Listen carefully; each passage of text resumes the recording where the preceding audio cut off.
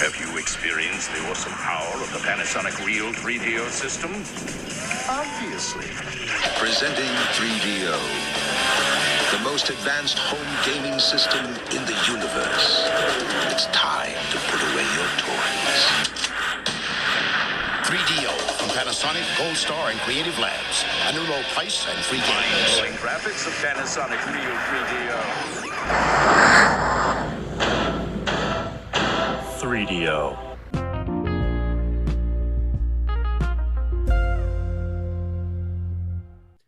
Hello, everybody, and welcome back to the 3DO Experience, the 3DO retrospective podcast, where we talk about all things 3DO, the company, and everything in between. I'm Bill, and this is Threk. How you doing, Threk? Oh, I'm hanging in there, buddy. How you doing? The same. It's life sucks, and then you die. You know the old saying. Was that Vince McMahon? Oh, I have no idea. Maybe It might have been. Who knows? But yeah, it's crazy. We record these on Tuesdays, and it's always like this week's been a week, and it's like it's only 2 days in. Yeah, I had actually a decently busy day at work today, which was nice considering it was the first of the month, so there was some stuff to do. So that's always good. Yeah, I'm just hanging out and chilling right now, trying to manage my finances for a little bit, just because I'm not sure how things are going to be these next couple of months. Yeah, for sure. I'm trying to manage those as well, and that's it's their own problem. Yeah, I've been kind of on not so much a hiatus from gaming, because I'll still play every now and then, but I've been kind of in like anime mode for like the rest of the year, because over on GNC we like to do our year-end tradition of ending the season with a big recap of all the shows we've watched.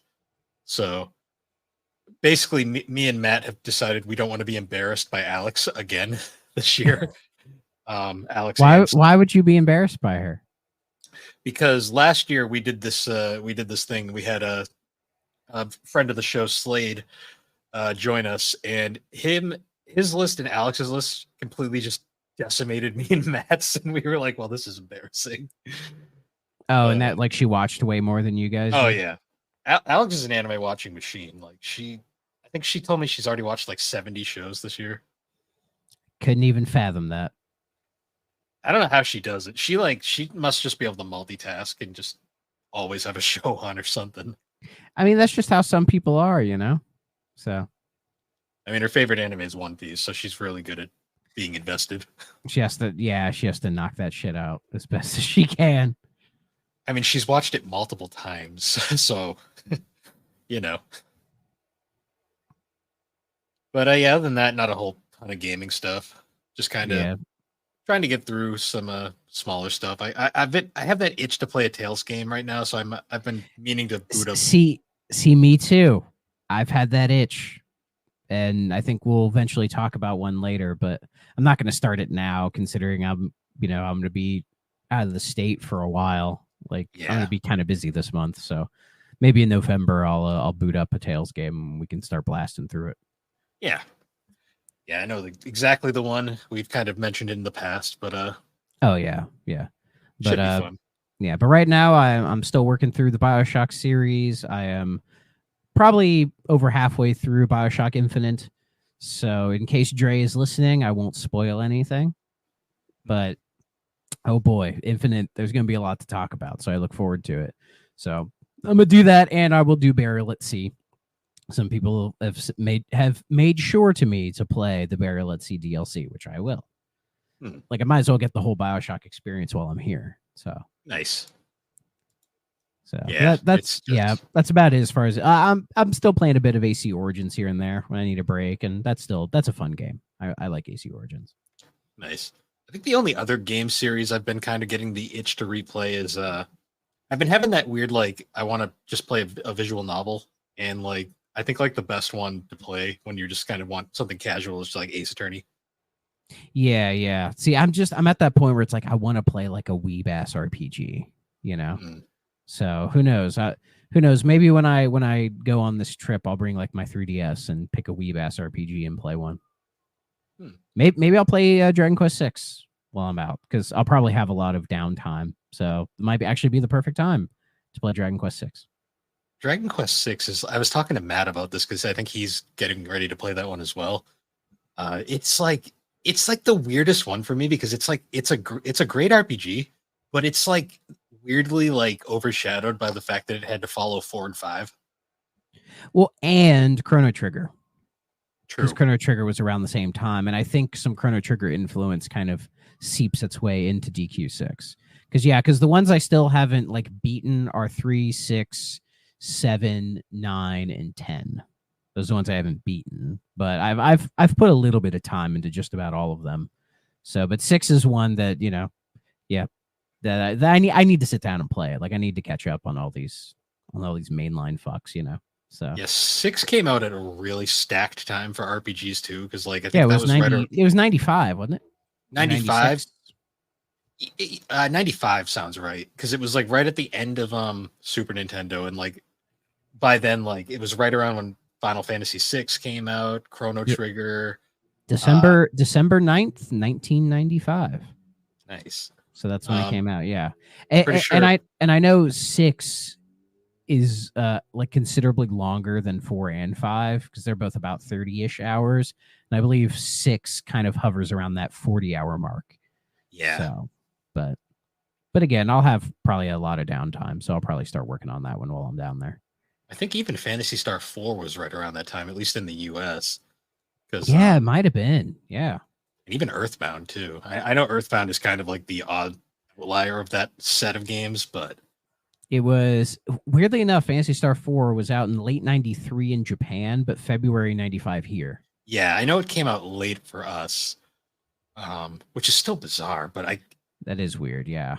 Granted, like RPGs on the Genesis were kind of overlooked, but unfortunately, yeah. Other than Shining Force, everyone remembers Shining Force fondly. That's because they're great.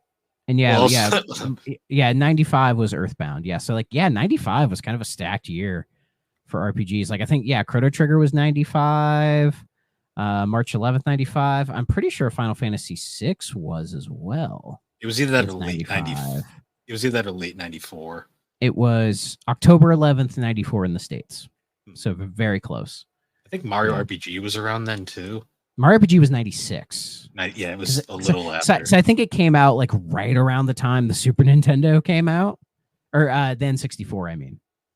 I know it was that and like Donkey Kong Country 3 were like the two like really late Super Nintendo games. Yeah. The tail end boys, yeah. So because I know in Donkey Kong Country 3 you can visit Wrinkly Kong and she's playing a N64 and occasionally you'll hear like Mario 64 music in the background. Oh, that's cute. But yeah, Dragon Quest 6, on how long to beat, all styles has it like 46 and a half hours. So it's funny because that was Heartbeat's first Dragon Quest and it was considerably longer. And then they were like, bitch, hold my beer when they did 7. Because, oh my God, 7 is long. Yeah, and 7 it was like a 5-6 year gap. So, and I think in that time, like the whole PlayStation generation went by. So I think they just got a little too ambitious with what 7 could be. And that resulted in 7 being like just way, way too much. So that when they did the 3DS version, they were able to trim like 40 hours out of it. And even then, it's still a little bit too long. Yeah. Because it's crazy because it's like, I think Heartbeat only did 3 games. They did 6, they did the 4 PS1 port, and they did 7. And then they went out of business shortly after 7 because they also did. Hard. They also did the remake of 3 for the Super Nintendo or for the Super Famicom. Gotcha. So yeah, good stuff from them. And then Level 5 took over and made 8 and 9. Yeah. Isn't it crazy that Dragon Quest 7, it came out like the PS2 was already out and still Dragon Quest 7 is the best-selling PlayStation 1 game in Japan.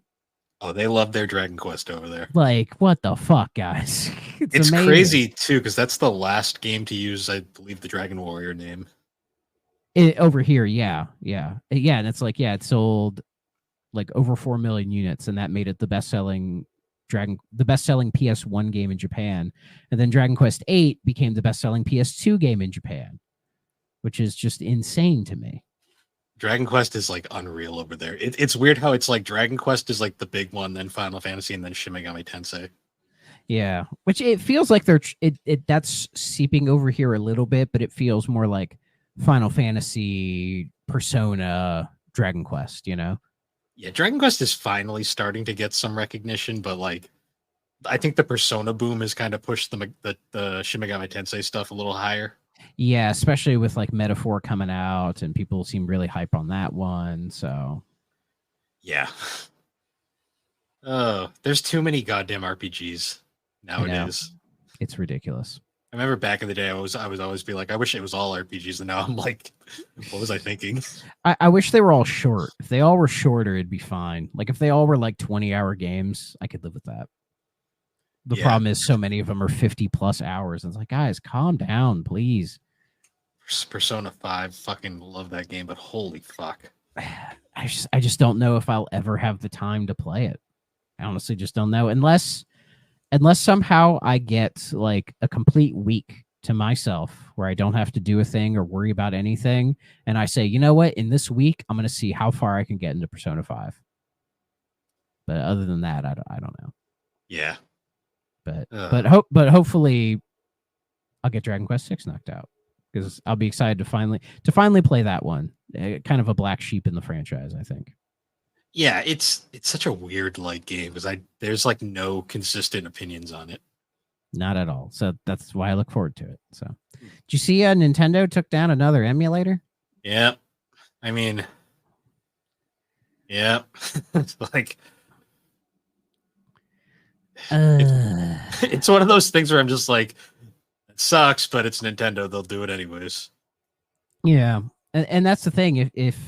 If Nintendo wanted to fight them in court, they would find that like Ryu Jinx or whatever, like they're not using any like copyrighted code or anything. Like they just did all the hard work themselves. Yeah, it's like the Bleem situation. Only Sony really wanted Bleem to die. Yeah. Well, and plus, like most of these companies do not like these like hobbyists who are doing this, like don't have the time or the money to deal with Nintendo, unfortunately.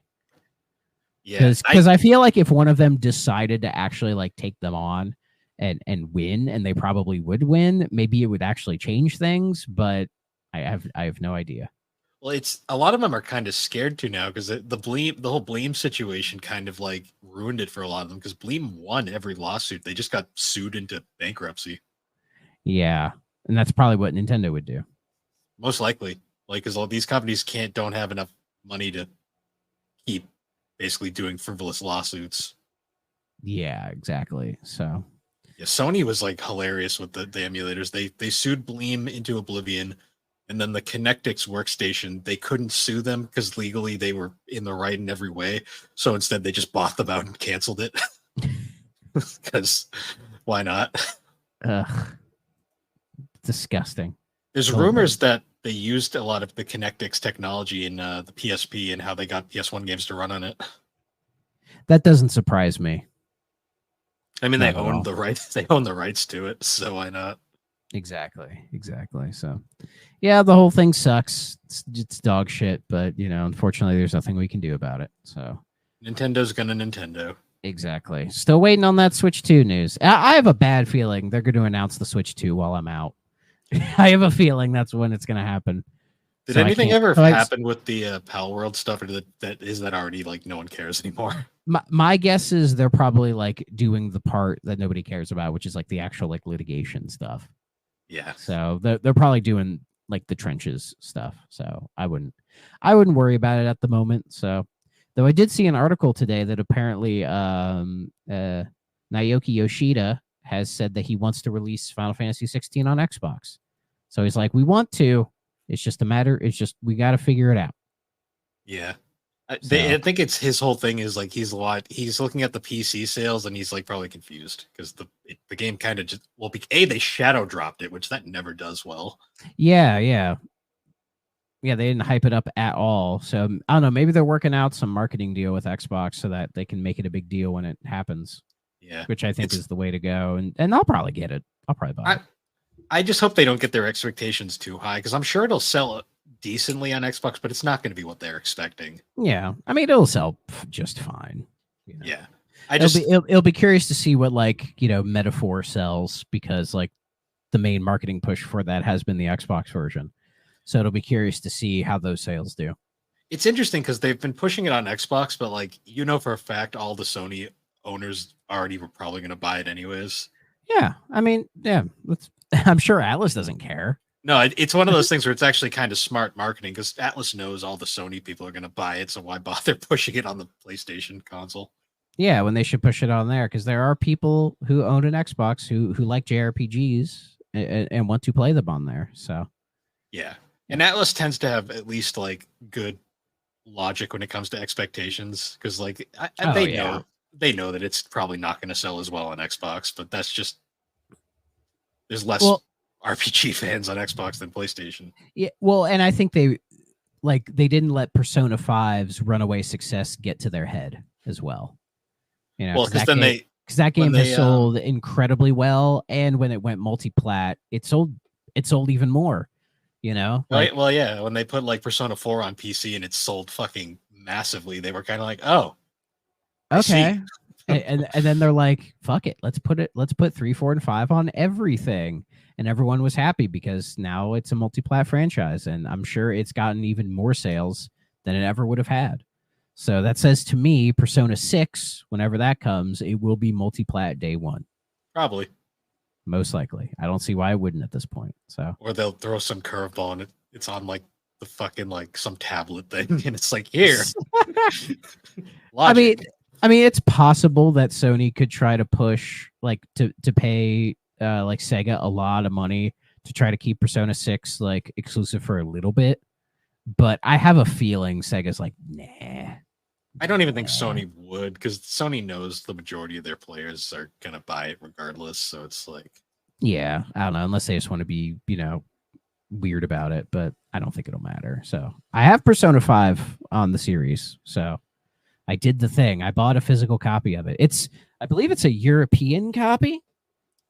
It might be. Does it say Peggy on it? No, it has. I think it's European, yeah, but it has this on it. Oh, it's got that other. Yeah, which I mean looks better than the Peggy, I think. But I think Peggy's like exclusively for Britain. Yeah, I think so. This is probably like, well, it says Peggy 16 on the disc. Yeah, it's probably just one of those like. So MA15, it could just be like, let's see, doesn't say specifically, but not that it matters. But still, I bought it. I did my due diligence, okay? So fuck off. Even though it is a good game, it's just it takes so long to get going, and by the time it gets going, I'm just like, I've had a fucking enough of this. Well, that's why I like 4. That's why I like 4. 4 has much better pacing. 4 just has a slow opening, but once you get past the opening, it fucking flies. It's about like 3 hours, but then after that 3 hours, you're kind of coasting. Yeah, and it's only. And it's paced really well to where it's like you're in the game playing it for a good while, and then by the time you get to like a story moment or where there's a lot of like dialogue or whatever, it's like the right time to get a break, so you can just kind of soak in the story. Like I feel like Persona 4, it does a good job of keeping you reeled in, because there's just enough like action talking. You have to pace it out. Whereas I think 5, maybe it does it later, but just my experience with it just takes so long to get to the action, because the action is so fucking good. Like I love the dungeon crawling and the combat system, like that part of it. But the rest of it, I don't know, man. Like all the social aspect stuff feels like it goes on too long. It feels like the map is too big. That's the difference, because Inaba is so easy to travel because it's like 4 screens. Yeah, because it's a small town in the middle of nowhere, which was great. And then this is just like smack dab like suburban or smack dab like Metro Tokyo or whatever. Oh yeah. So it's just there's a lot, but eventually I'll try it again. Okay, I'll try it again. So look at that. Look at the artwork. That's some cool ass artwork. I like it more than the original Persona 5 artwork. Yeah, I have the steelbook, so I've always had the preferred art. In my opinion, and it emphasizes her. She's the new character, right? And she's such a nothing character too. But she's the brand new one. I wanted Shogi Girl to be the new character. Damn it! You probably just wanted Yukiko again. Well, Shogi Girl kind of has that same vibe. But yeah, of course, you fucking dick. Well, hey, Yukiko's voice actress plays like the drunk reporter, and that's just like a fan theory that this is like the alternate universe where Yukiko left the inn, and now she's just some drunk reporter. She finally got to escape her fate. Well, you did if you don't do her social link, you don't understand. You never gets that conclusion.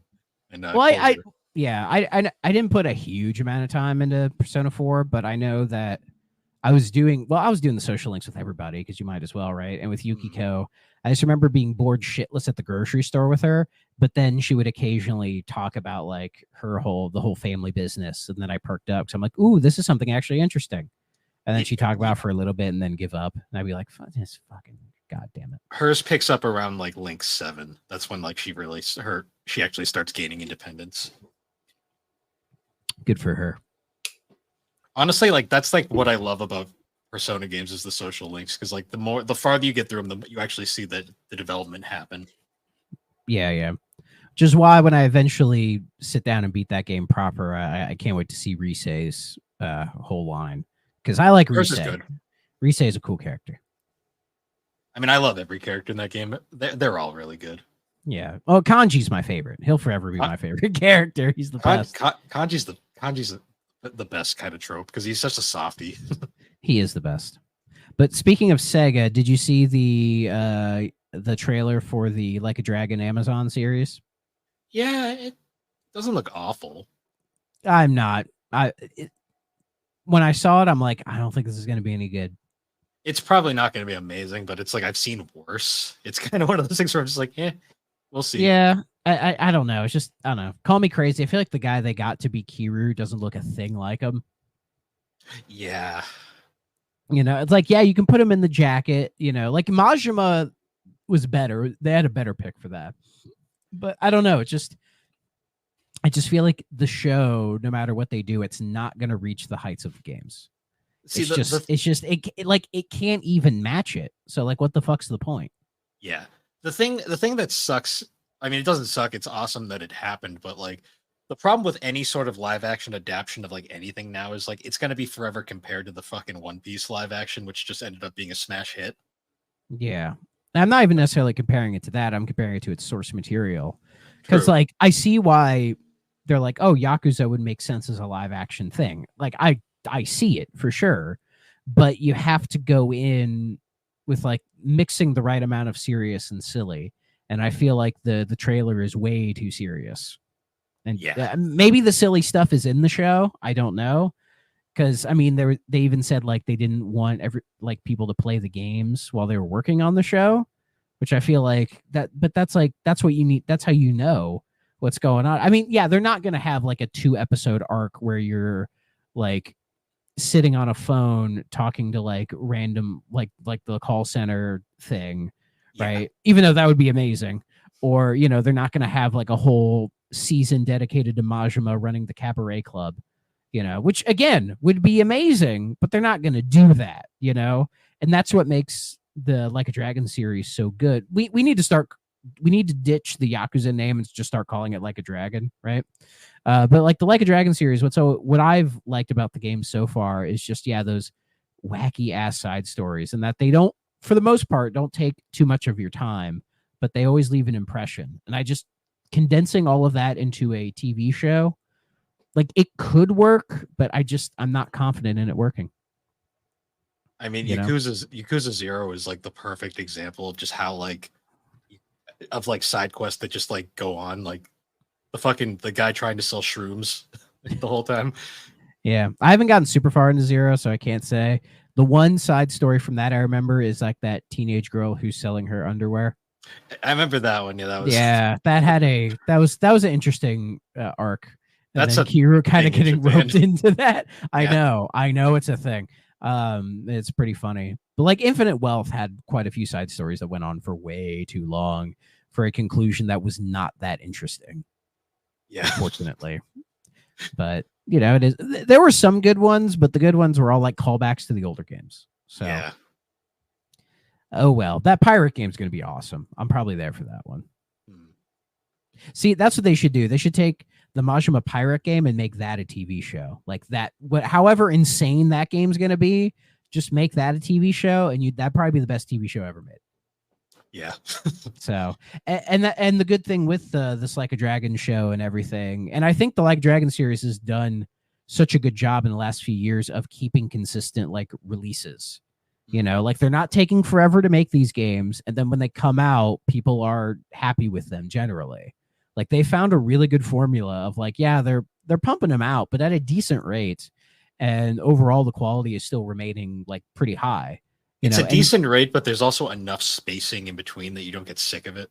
Yeah, and now they're starting to do the thing where it's like, oh, we'll put like spin-offs, you know, like guide ends or kind of smaller games in between the big releases as well, which is smart because they did that between 7 and 8. We got Man Who Erased His Name, and now we're going to get the Pirate Adventure. We may even get another one before we get 9. So who knows? Eventually, I'll go back and play the other ones. Because I do want to tackle Man Who Erased His Name since that's such a shorter one. I could just knock that one out. So I'm just glad that series is doing well, like overall.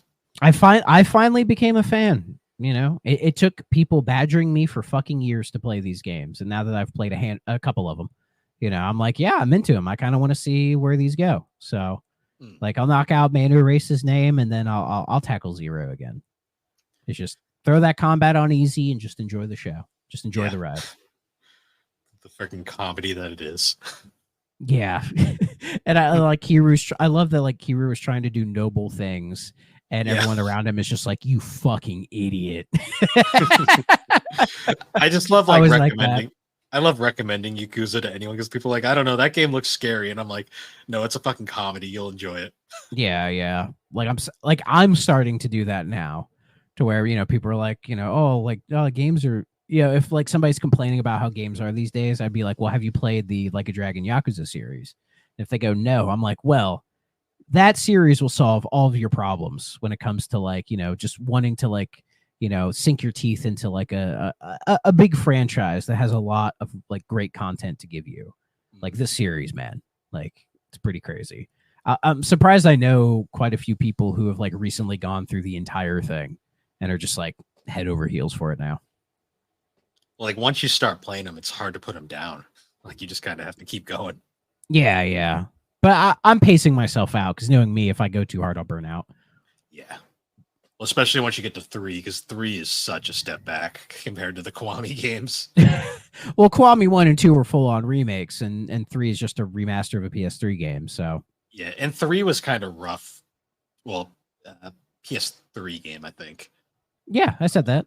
Oh, PS3. Yeah, I thought you said 2. No. Only isn't it just Yakuza 1 is PS2, the original one? 1 and 2. Or was 1 and 2? Okay. 3 was the first one on PS3. That's why it's kind of rough. I tried playing a bit of the PS2 version of Yakuza 1. What an interesting experience. With the lovely dub that Mark Hamill doesn't even remember doing. I mean, I kind of like that dub. I do. Oh, it's great. It's like classic awful Sega dubbing from like the late 2000s. Yeah, very Dreamcast era type dub, you know.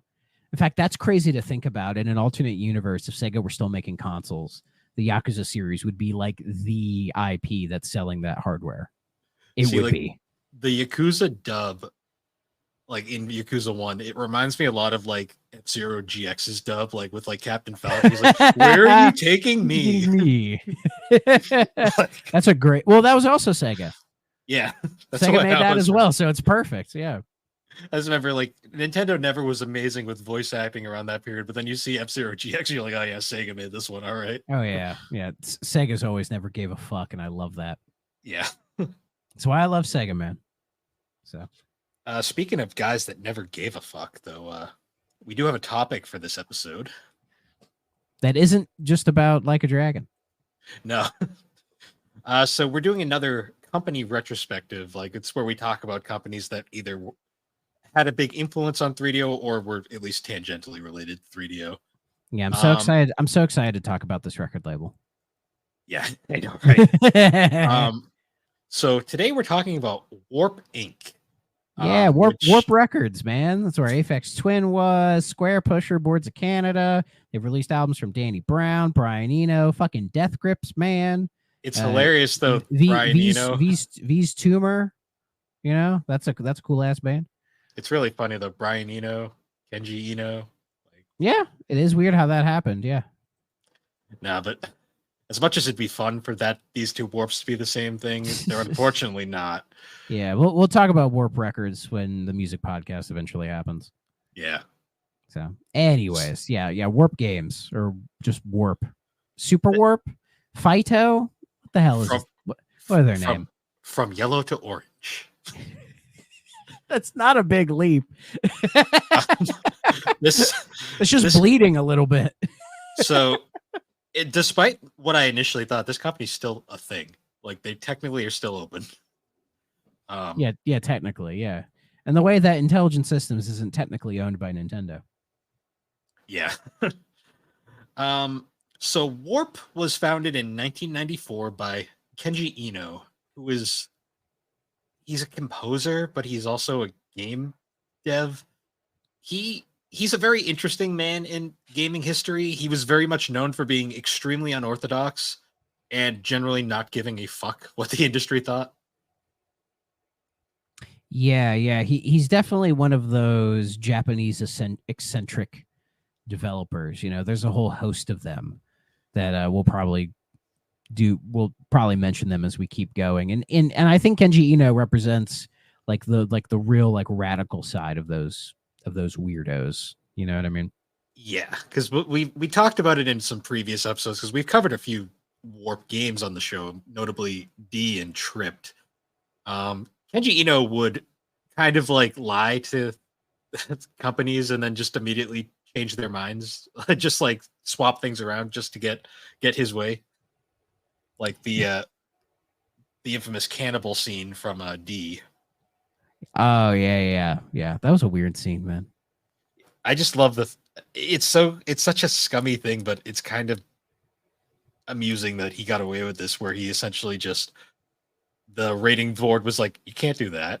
So he's like, oh, okay, and makes a censored version. And then after he gets the okay, he just swaps it back with the original and just sends it out to print. Yeah, I'm shocked he didn't get like in deep trouble over that. I guarantee you they never checked. They probably just didn't care. It's amazing how many things get by the ratings boards. Yeah, it especially these days, you know, like so many games, they just slap the M on it. You know, and then you see it and you're like, I feel like this wouldn't have gotten an M like 10 years ago even, but you know, yeah, things change.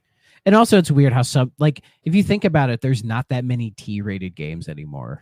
No, there really isn't. It's like just about everything is M and then E. Like that's basically like you get like your E-rated like Nintendo games or like indie games or whatever. And then from there you get like your M-rated like Dark Souls clones and you know like your Like a Dragons or you know or your Personas rated M. Oh yeah, of course. Jesus Christ. There's fucking penis bosses in that game. And murder. Yeah, like just straight up murder. Ironically, you see more E10 these days than T. I think T is honestly just kind of become E10. In a way, yeah. I'd have to see what like modern. I think Visions of Mana is a T. Yeah, it's weird. Like a lot of games that were M back in the day are like T now, and a lot of like games that were T back in the day are like E10 now. Yeah. Well, Visions of Mana just came out. That was the newest Mana game, and yeah, that's a teen. So you see it occasionally, but not nearly as much as we. Star Wars Outlaws was T. That surprises me. I thought that would have been an M. Astrobots and E10. So yeah, it's kind of all over the place. Yeah, but it's interesting to do, viewers, if you want to look. It's like if you have a collection of like modern games, be it Switch, PlayStation, Xbox, or whatever, just pull them out and look at the ratings and just kind of compare, like just see how many like you know games get like M, E, or T or whatever. I think you'd be surprised.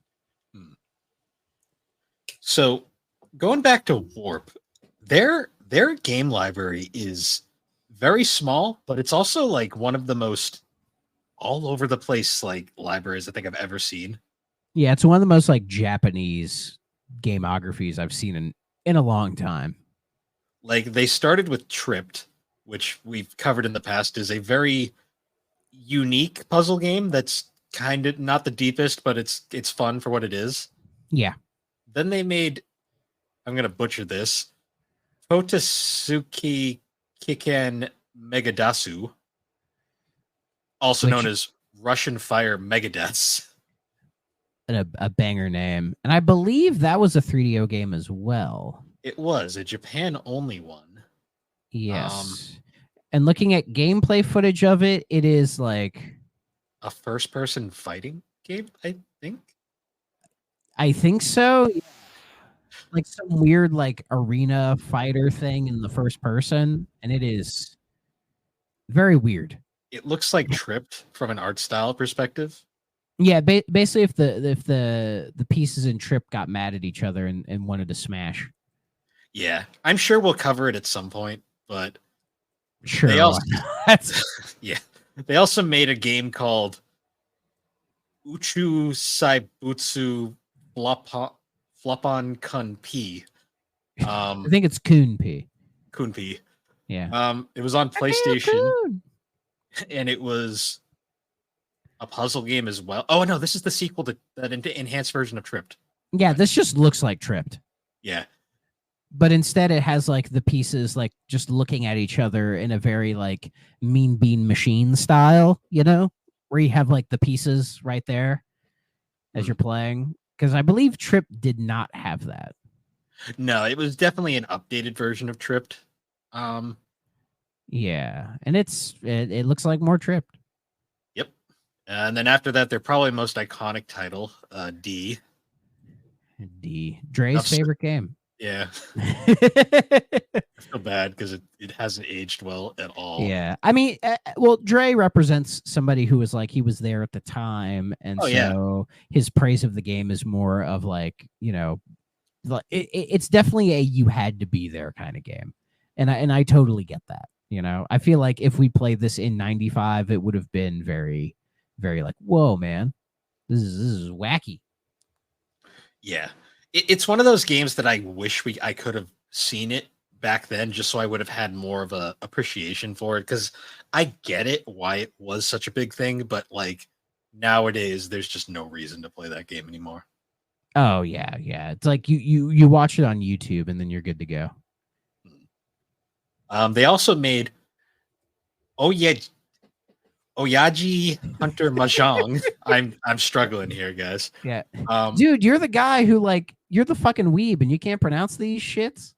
Hey, I'm exclusively a dub guy, so I'm not that bad. Yeah, I think it's Oyaji Hunter Mahjong, I believe, which again is also 3DO, and I think it's just a goddamn Mahjong game. Yeah, we'll have to go kidnap Aaron again and play this one at some point. I will say the screenshots, one of them has an anime schoolgirl holding her dress down in like a shocked pose, which lovely. No. Oh no. Don't say that. It's not explicit, but it's very okay. Kawaii. Yeah, and it's not mahjong in the way of like, oh, like the matching tiles. It's like mahjong that's like almost played as like a card game where you have the different mahjong and you play them. And that's like I've never figured out how that works, and I probably never will. Yeah, this is definitely an Aaron game. If I couldn't figure this shit out in like a dragon, there's no way I'm gonna figure this shit out here. And they try their best to explain it. The description for this game is something. Something. The Oyaji Hunter is on a mission to save cute girls from indecent men. What the fuck? Like, okay. The story is presented with animated cutscenes. The actual fights between the Oyaji Hunter and his opponents take the form of mahjong matches. Oh my god. This game is very Japanese, and I understand why it didn't make the jump. I feel like even now that would be a hard sell to bring over from Japan. I mean, I've seen worse, but that's a questionable one. Yeah. They also made Flopon World, which I believe is just Tripped again. It's just like a weird, like a more focused on puzzles version of Tripped. Yeah. Like it tries to have some variety. It's like, oh, here's like a shooting game, or here's like a, you know, like a big giant a board of tripped pieces that you have to try to get rid of them all. You know, that kind of stuff. It looks like it tries to have more of like a mini game variety thing for Tripped, which sure, why not? Yeah, I mean it's Japan only, but I'm sure we'll cover it at some point, like most games. I mean, it might be something interesting. Yeah, it looks more interesting than Oyaji Hunter. They also did D's Diner director's cut. The diner. What's the difference, or is it just an updated version? It's probably just an updated version. It has new scenes and a visual novel documenting Laura's backstory. Just what we want. I really needed her backstory. But it's also only in Japan, so that's great for us. That's amazing. They made a game called Short Warp, which I think is like a compilation of their stuff or something. I'm having a hard time finding information on a lot of these games, but it was with this one. I get the sense it's almost like a showcase of everything that they've done up to this point. So Moby Games has been like the most reliable source for me on finding information on their games. Apparently, it is a collection of 9 mini games, although not all of them are previously released. Because I see, actually no, I think they're all completely original to this collection. Oh, great! So it's just more mini games. Yeah. So basically, a waste of time. Yeah, it's very on par. And then by this point, they gave up on the 3DO and they moved on to the Saturn because Sony pissed them off. And we got Enemy Zero, which is essentially the second D game. Yeah. Kenji Eno getting mad at Sony. I feel like that's not on Sony. So apparently, what happened was they failed to meet the promises for the number of copies of D made. Yeah. And it didn't sell as well because of that, and he blames Sony for that.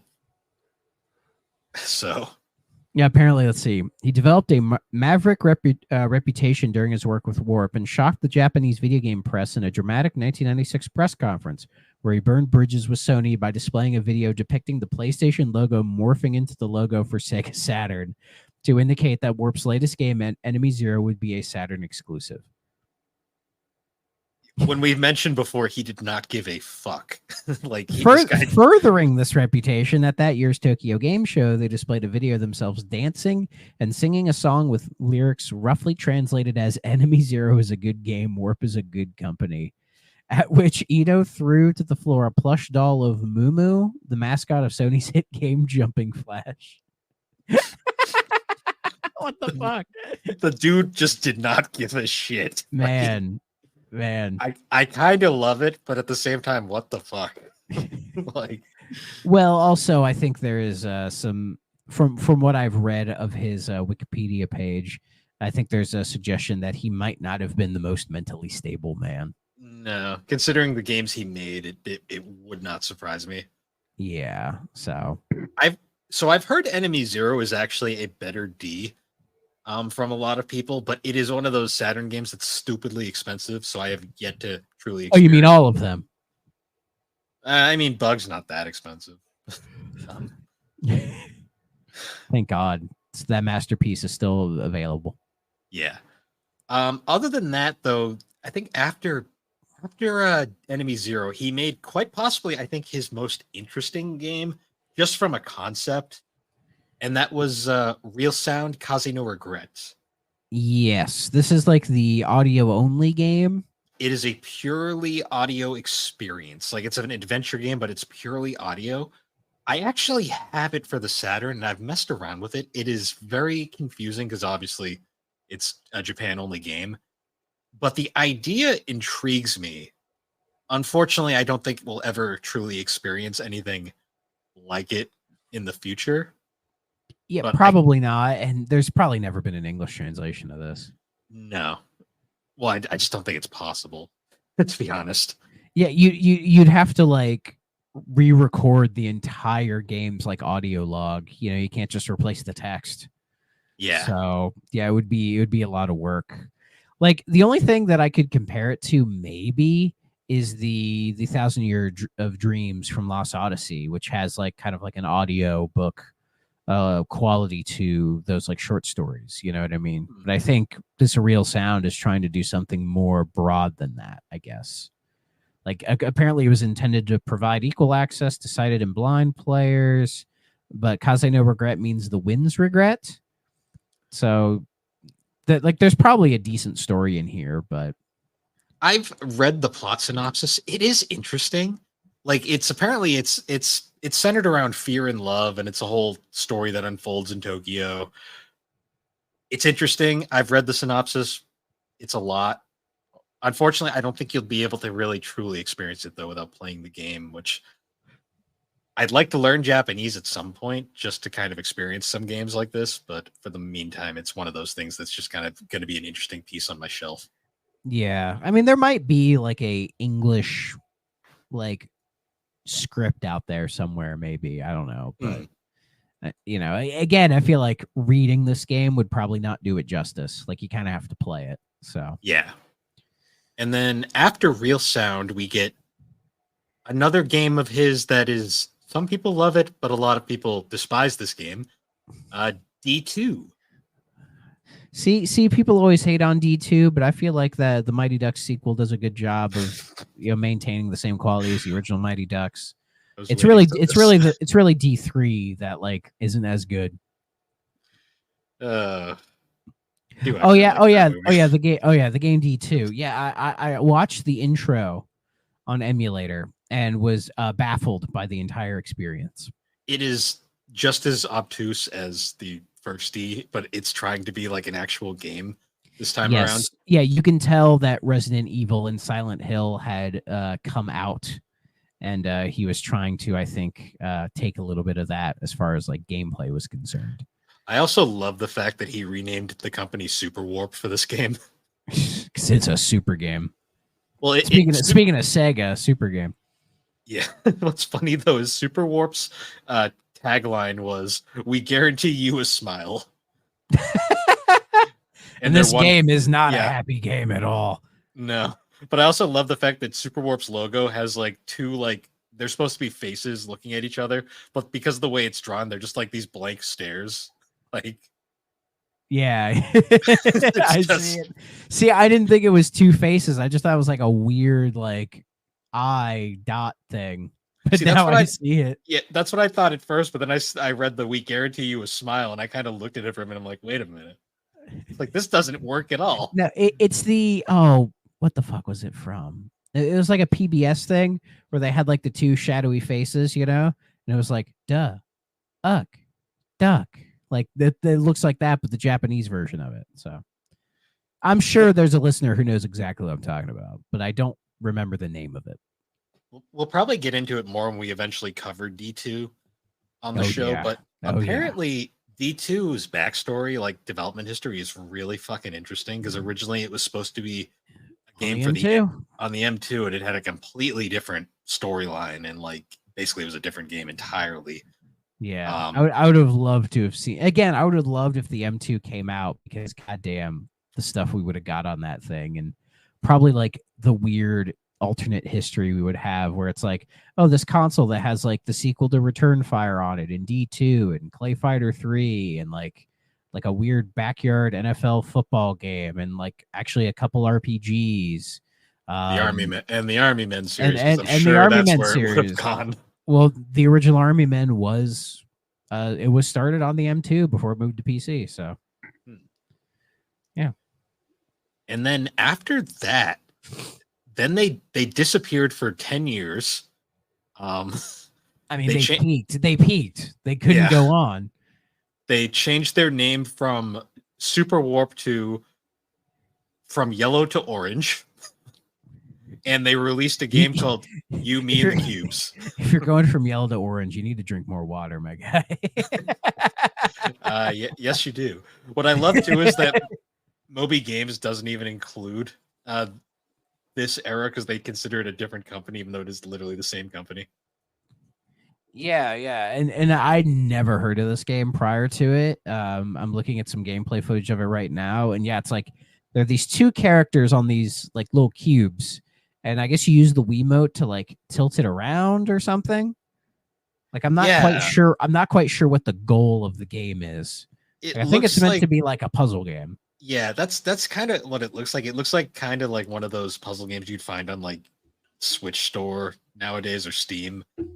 Yeah, or yeah, it feels like a game that was definitely made in that era of like the PSP puzzle game, because there's a few PSP puzzle games that are trying to be something like kind of weird and different, and I I feel like this just game is kind of in that vein, but it's trying to actually like take advantage of like the Wii functionality in it, you know?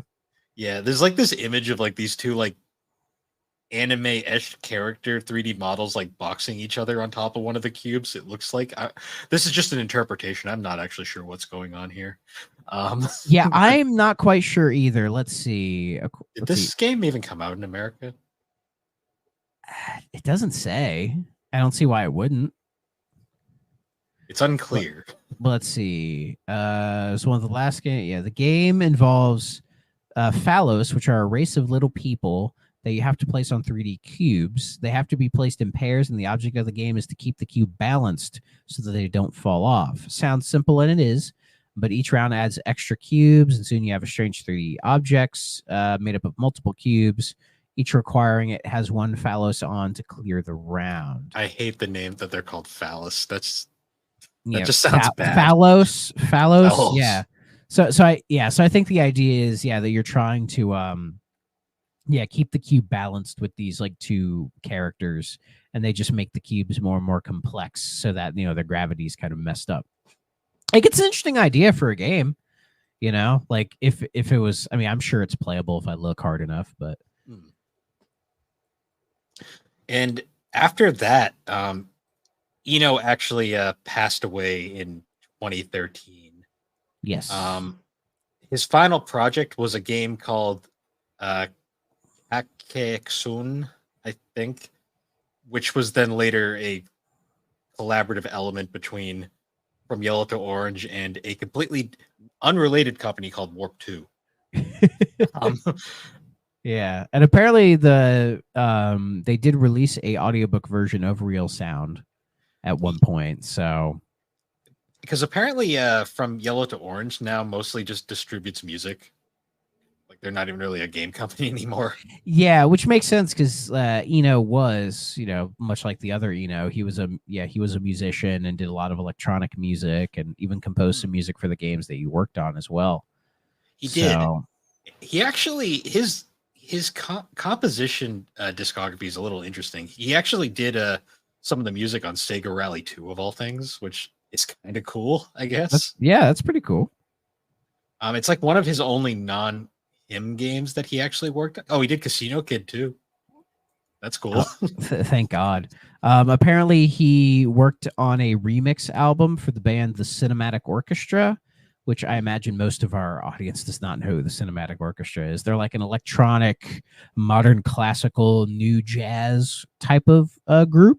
And they're pretty good. I've listened to a handful of their records. Let's see, like Motion was pretty good. Every Day is the one I think people tend to go for. The Floor, I was like To Believe was their most recent record. I quite liked that. Even their soundtrack albums are pretty good as well. So they're an interesting band to check out. So yeah, I would recommend the Everyday record from 2002 if you're curious enough to a band called the Cinematic Orchestra. But yeah, he did a remix or a reinterpretation of their song "The Fear Theme." So it's just pretty cool. Yeah, he seemed like a very interesting guy. I loved his no shits given attitude, to be honest. Yeah. I don't think someone like him would be able to exist in the gaming world these days. Just because it's so uptight now, but it's kind of that Sony story is still the funniest thing ever. I mean, yeah, the industry has gotten uptight, but there are still like weird, eccentric dudes, still making games in the industry. I mean, we have Kojima, we have Yoko Taro, we have Suda still doing stuff. We even have Peter Molyneux still making shit. Yeah. We've got some still some weirdos, out there in the video gaming world. But it's not nearly as many. And you could argue that these guys were kind of like grandfathered in because they've been around for so long. Because when I think of like eccentric like game devs nowadays, I'll think of like fucking like Phil Fish and his fucking like meltdown. Fuck or that dude. the freaking Flappy Bird dev who had also had a panic meltdown. Well, I feel bad for that guy, the Angry Bird, or not the Angry Bird, the Flappy Bird guy, because like That game ruined his life apparently. Well, yeah, because I think it became way bigger than he ever expected it to be, and you just didn't know how to handle it. So that's why he kind of abandoned it. And now that it's like, when it's like, oh, it's back, and everyone went, oh, that's cool that it's back. But then we found out like the guy who made it, like he doesn't even own the game anymore. It's been bought by some like shitty like NFT company who's trying to take this game and probably try to make a bunch of money with it, and he doesn't endorse it at all. So my guess is that version probably won't do very well. No, well, I mean, it's a shit. It was kind of a shit game, anyways, that people played just because it was kind of a meme for a bit. Yeah, I mean, we all played it when it came out. I remember getting frustrated and be like, "This is stupid," and then just not playing it anymore. So I think, what year did that game come out? Was it 2012? Yeah, that was like right at the end of high school for me, because I remember like everyone was playing. You'd be sitting in class and you just hear the fucking like flapping sound. Yeah. I remember as well, because that was like right around the time I think it was when I got my like one iPhone, and I had Flappy Bird on it, and I played it because it was just something to do. And it was fun to try to see like how far people could get in that game. I think the best I ever got was like 30 something, which is like not bad, but you know, it was definitely one of those games that you could easily get frustrated playing though. Yeah, because its controls are very finicky, but you know. But yeah, that was Warp, a very interesting company from back in the day. Oh yeah, what an interesting dev. What an interesting man. That Mahjong game actually kind of threw me off, because I'm like, at first I was like, oh, this could be a fun game to cover, and then I read more into it. I'm like, I'm not sure if I want to even play this now. Yeah, we're probably not going to do that one. We'll see. I'll see how bad it actually is. You're going to do the research. Yeah, I'll see if it's like actually bad or if it's just haha Japan bad. So it's like 50-50. It's about as good as you can get. Yeah, like it's played for laughs or it's actually uncomfortable. There's like for sure. So, but on that note, I think next week we were going to play the Sherlock Holmes game. Yes, Lost Files of Sherlock Holmes. I've got it all ready to go. Yeah, I got the emulator set up, so because money was kind of I won't get into it. Money, I had some issues last week, but that's besides the point.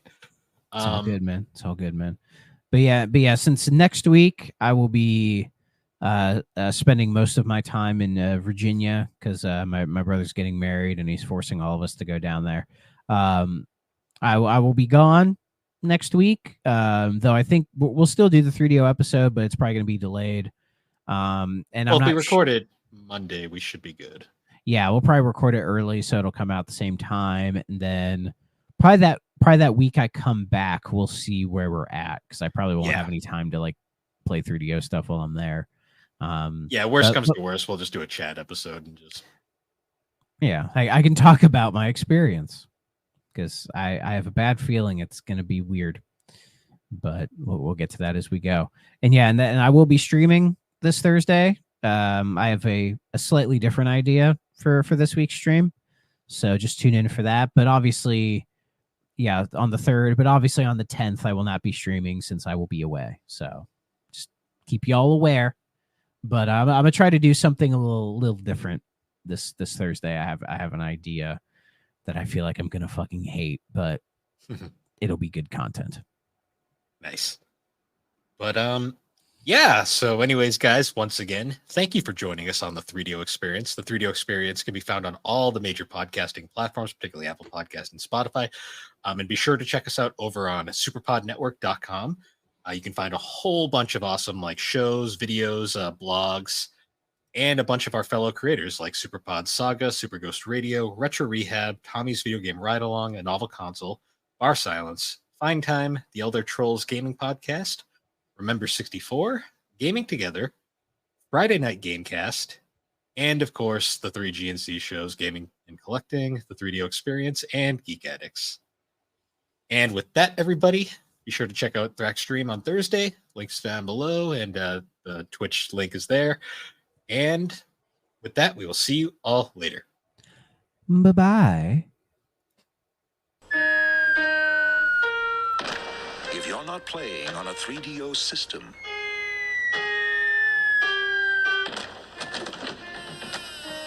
what are you playing with?